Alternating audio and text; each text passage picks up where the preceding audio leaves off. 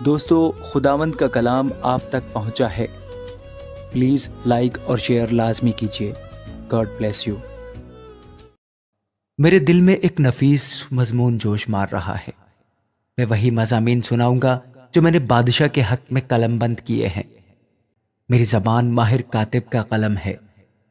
تو بنی آدم میں سب سے حسین ہے، تیرے ہونٹوں میں لطافت بھری ہے، اس لیے خدا نے تجھے ہمیشہ کے لیے مبارک کیا۔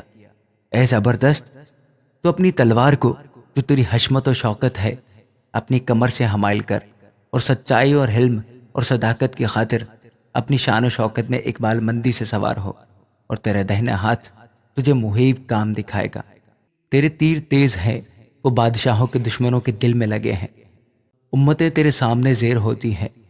اے خدا، تیرا تخت عبدالآباد ہے، تیری سلطنت کا آسا راستی کا آسا ہے۔ تو نے صداقت سے محبت رکھی اور بدکاری سے نفرت، اس لیے خدا تیرے خدا نے شادمانی کے تیل سے تجھ کو تیرے ہمسروں سے زیادہ مسح کیا۔ تیرے ہر لباس سے مر اور عود اور تج کی خوشبو آتی ہے۔ ہاتھی دانت کے محلوں میں سے تاردار سازوں نے تجھے خوش کیا ہے۔ تیری معزز خواتین میں شہزادیاں ہیں۔ ملکہ تیرے دہنے ہاتھ اوفیر کے سونے سے آراستہ کھڑی ہے۔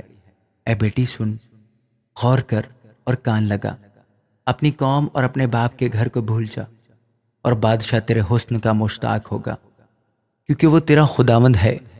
تو اسے سجدہ کر، اور سور کی بیٹی ہدیہ لے کر حاضر ہوگی۔ قوم کے دولت مند تیری رضا جوئی کریں گے۔ بادشاہ کی بیٹی محل میں سرتاپا حسن افروز ہے، اس کا لباس زربفت کا ہے۔ وہ بیل بوٹے دار لباس میں بادشاہ کے حضور پہنچائی جائے گی۔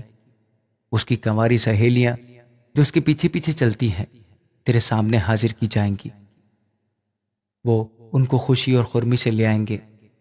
وہ بادشاہ کے محل میں داخل ہوں گی۔ تیرے بیٹے تیرے باپ دادا کے جانشین ہوں گے، جن کو تو تمام روئے زمین پر سردار مقرر کرے گا۔